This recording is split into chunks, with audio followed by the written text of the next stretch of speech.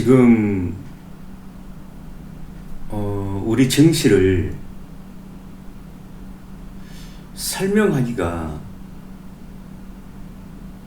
쉽지가 않네요. 최소한 저는 좀 어려운 것 같아요. 금요일 같은 경우도 미국 뉴욕 증시가 엄청 좋았거든요. 다우가 뭐 2% 이상 상승을 했고 나스닥도 1% 이상 상승을 했고요. S&P 500도 1.45% 상승을 했습니다. 필라델피아 반도체 지수는 반면에 조금 내려갔어요. 그러니까 우리나라 같은 경우요. 물론 엔비디아는 상승을 했습니다. 어찌됐건 반도체 지수는 조금 떨어졌죠. 반도체 지수는 조금 하락했어요. 그러니까 제가 말씀드린 대로 분명히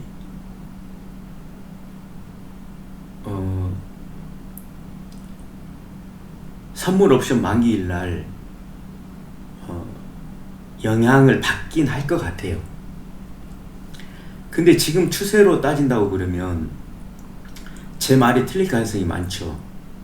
왜냐 그러면 지수가 너무 좋잖아요.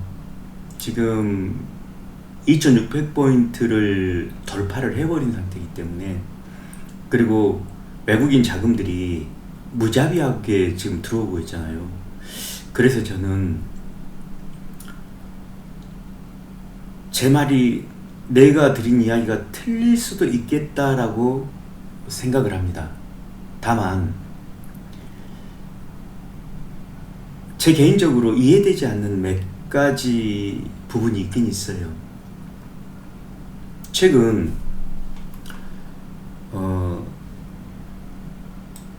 이 엔비디아의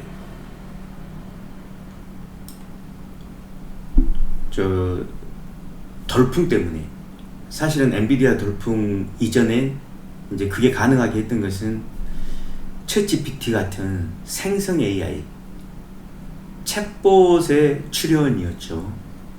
이것 때문에 엔비디아 주가가 이렇게 오른 거예요. 자, 첫 번째 제가 의아한 부분입니다. 뭐냐 그러면 엔비디아의 실적이 좋았던 이유는요, 우리가 분명하게 얘기를 해야 돼요. 그거는 GPU 가격의 상승 때문이었습니다. 매출이 늘어난 이유가 판매 개수가 늘어난 게 아니고 개당 판매 가격이 70% 80%가 올라 버렸어요. 엔비디아의 일종의 가격 정책이죠, 이게. 예전에 혹시 기억나신가요? 비트코인 채굴 때문에 GPU가 품귀 현상이 일어났었죠. 그때도 GPU 가격이 엄청나게 뛰어올랐습니다. 그러고 나서 이제 비트코인 채굴이 조금 제재를 받으면서 GPU 가격도 많이 떨어졌죠. 그러면 이 부분을 보자고요. 엔비디아의 가격 정책이 그래요. 항상 소량 생산입니다. 그러니까 계절적으로 또는 어떤 이슈가 있을 때 가격이 폭등하는 현상이 있어요. 가격이 폭등하면 언젠가는 또 정상적인 가격으로 돌아오겠죠. 그래서 저는 기본적으로 봤을 때 엔비디아가 생산량을 늘리는 정책을 쓰진 않을 것 같아요. 예전에도 그랬고 지금도 마찬가지죠. 자, 그럼 여기서 하나 연결을 시켜볼게요.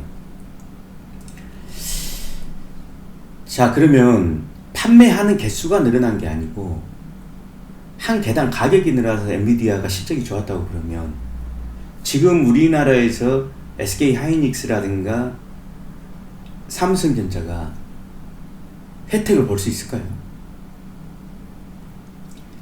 삼성전자는 엔비디아하고는 어떻게 보면 엔비디아가 TSMC에만 물량을 주기 때문에 최근에는 인텔에도 물량을 준다고 그러더라고요.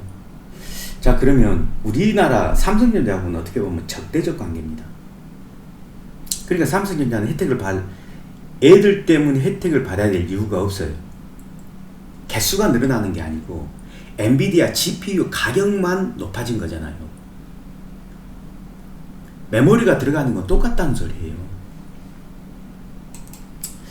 물론 뭐 인텔에서 개발한 사파이어 레피즈 그 CPU에 DDR5가 연동된다고 하는 부분은 삼성전자가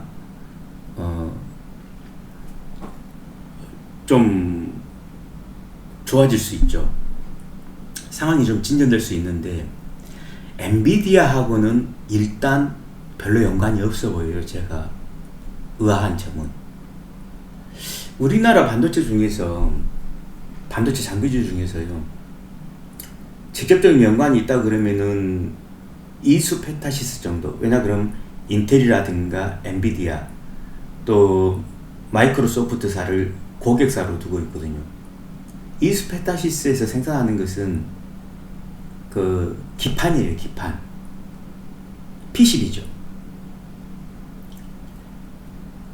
그러니까 이수 페타시스 같으면 지금 주가가 오르는 것이 정상적인 상황이지만 사실 삼성전자가 오르는 것은 제가 봤을 때 전혀 비정상적인 상황입니다.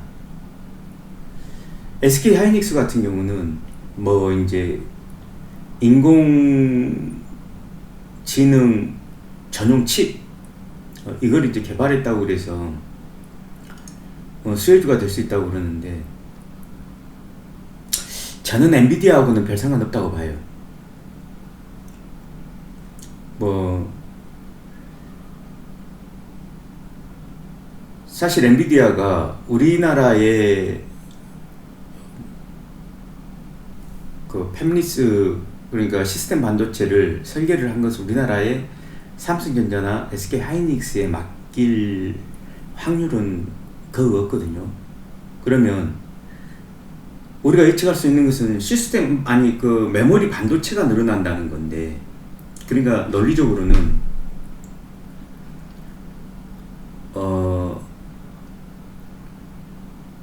챗GPT 같은 생성형 인공지능이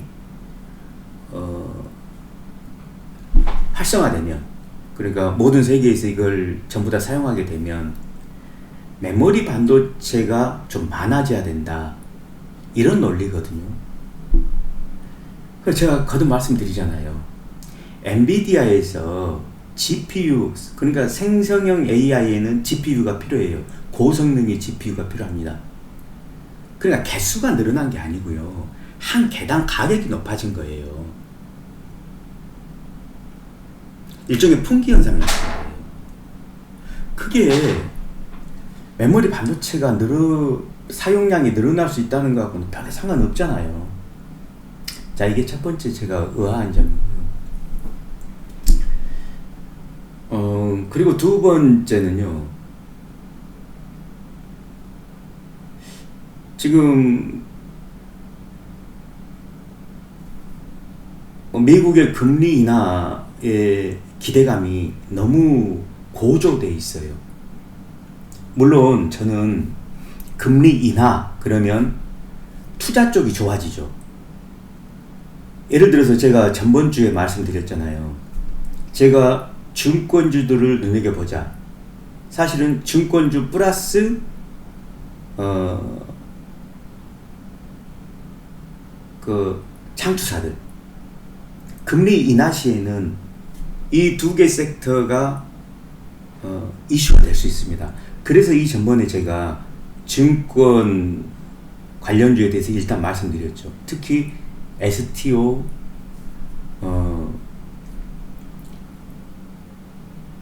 관련된 증권주를 좀 눈여겨보자, 이렇게 말씀을 드렸습니다. 그러니까 제 나름대로는 금리 인하에 대한 대비는 하고 있어요. 대빙하고 있는데 금리 인하가 그 외의 테마들에 반드시 좋은가?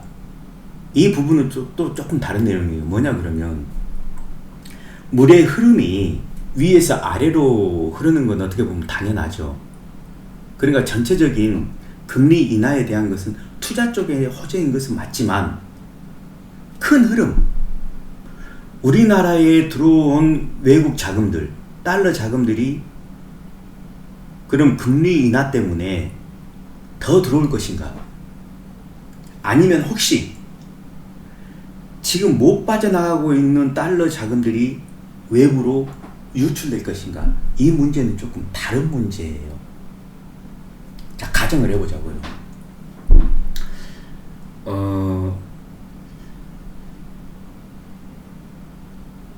지금 금리가 인하되잖아요. 미국 금리가 인하가 되게 되면 일단 주포들은 이걸 좋은 방향으로 처음엔 해석할 거예요. 투자 쪽도, 아까 말씀드린 투자 쪽도 좋아지고 모든 게 다 좋아질 거라고 볼 거란 말이죠. 자, 근데 만약에 우리나라에 들어와 있는 달러 자금들, 외화 자금들이 금리 인하를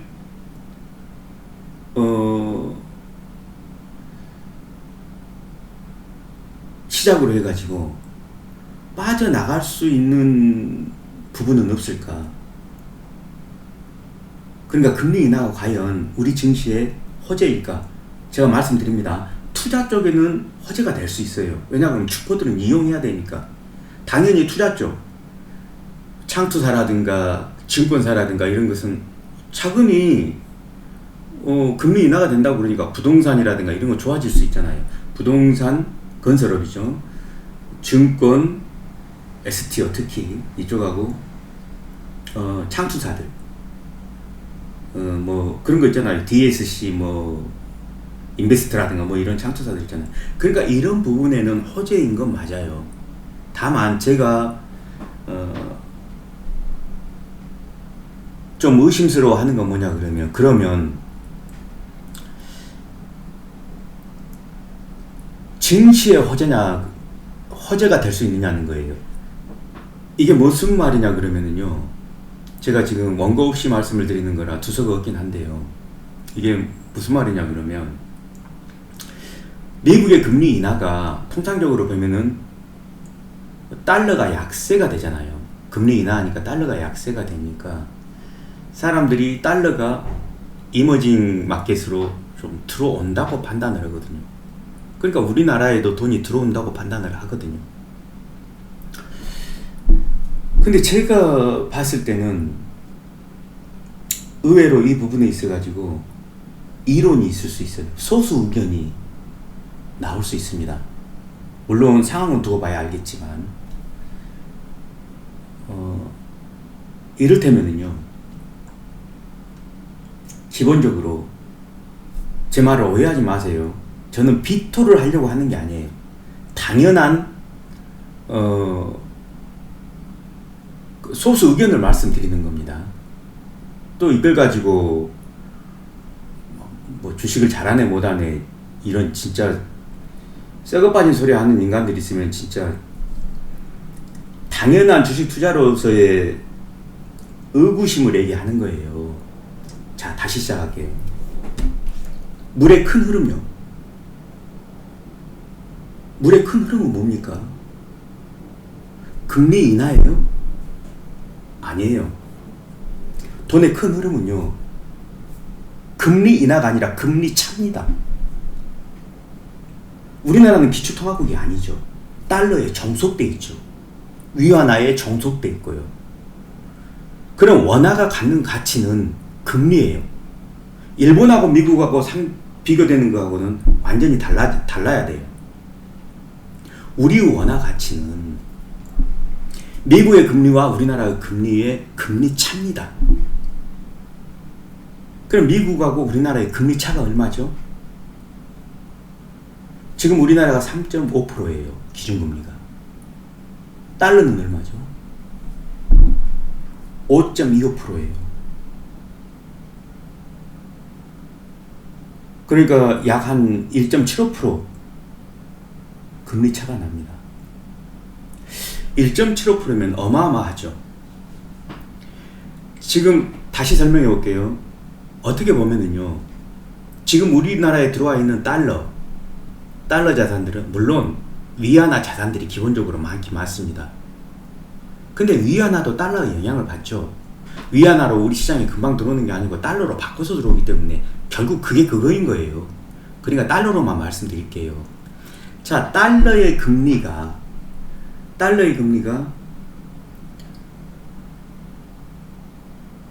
우리나라보다 1.75%가 높은 상황이잖아요. 이게 큰 물줄기의 흐름이에요.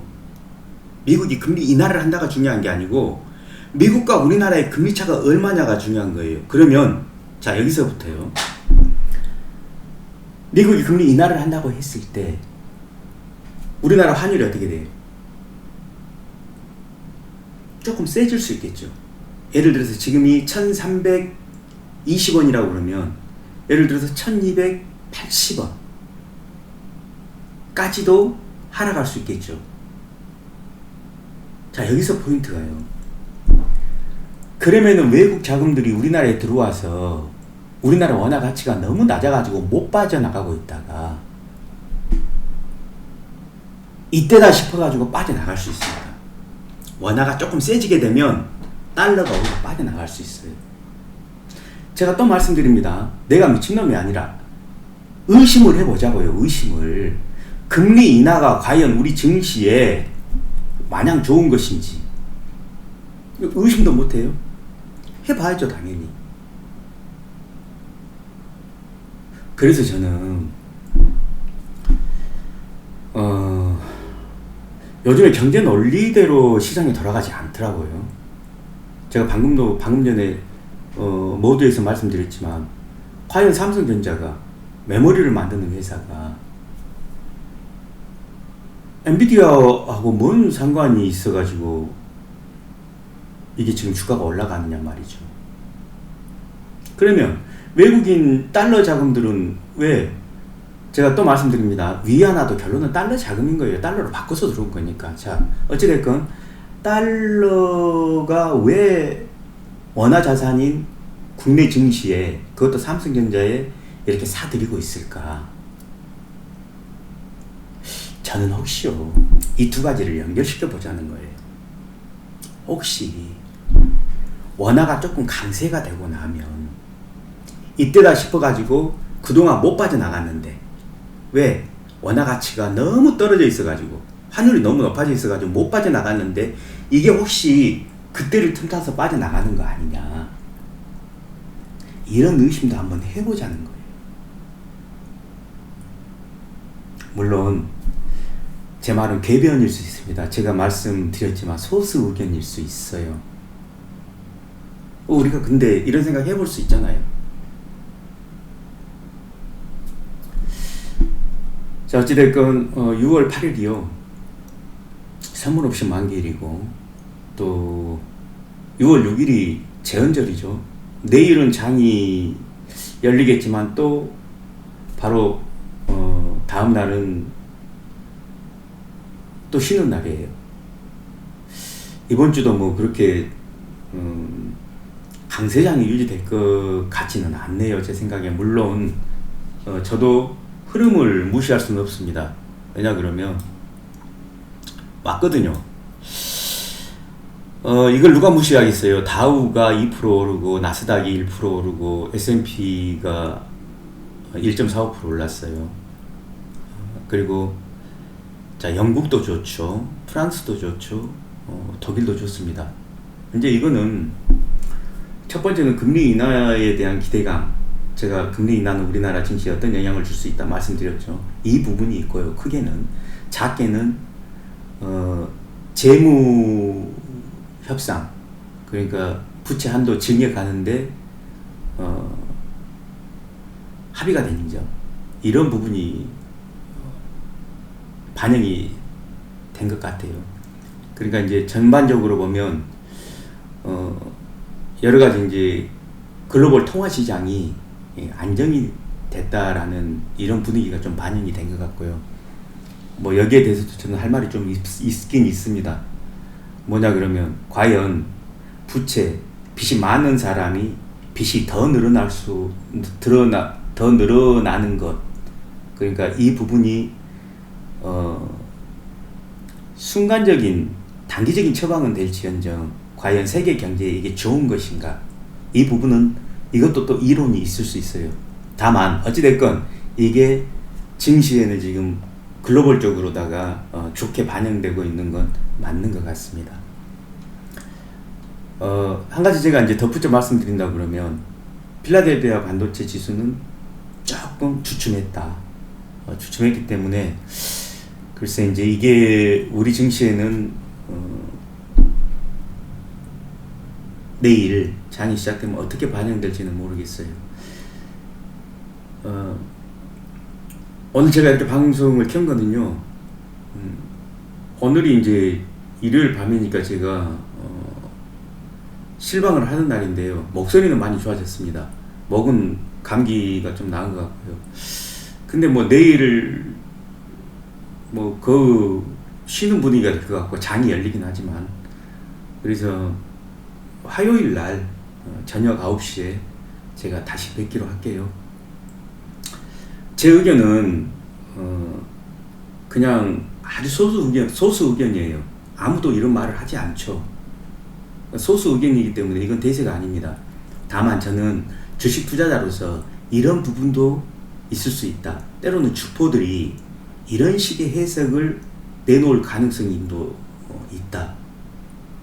그때는 또 거꾸로 시장이 좋아지는 것이 아니라 나빠질 가능성에 대해서도 좀 생각을 해보자. 특히 반도체, 삼성전자, SK하이닉스, 이수페타시스 같은 경우는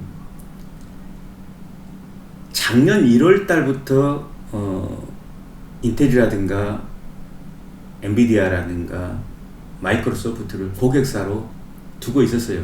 그러니까 이 종목이 오르는 거에 대해서는 저는 맞다고 봐요. 그리고 작년 매출도 좋았거든요.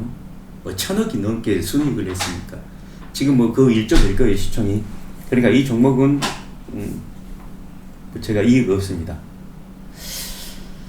자, 여기까지 하고요. 자, 괜히 제가 딴지를 거는 사람 또는 시장에 대해서 비토하는 사람 그런 건 아니에요. 저도 좀 근본적으로 우리 주식시장이 경쟁력이 생겼으면 좋겠다라고 생각하는 사람 중에 하나예요. 다만 지금 일어나고 있는 일련의 어떤 현상들이 혹시나 우리 증시에 들어와 있는 자금들이, 못 빠져나간 자금들이 오히려 금리 인하를 계기로 원화가 강세가 됨으로 해가지고 빠져나갈 수 있는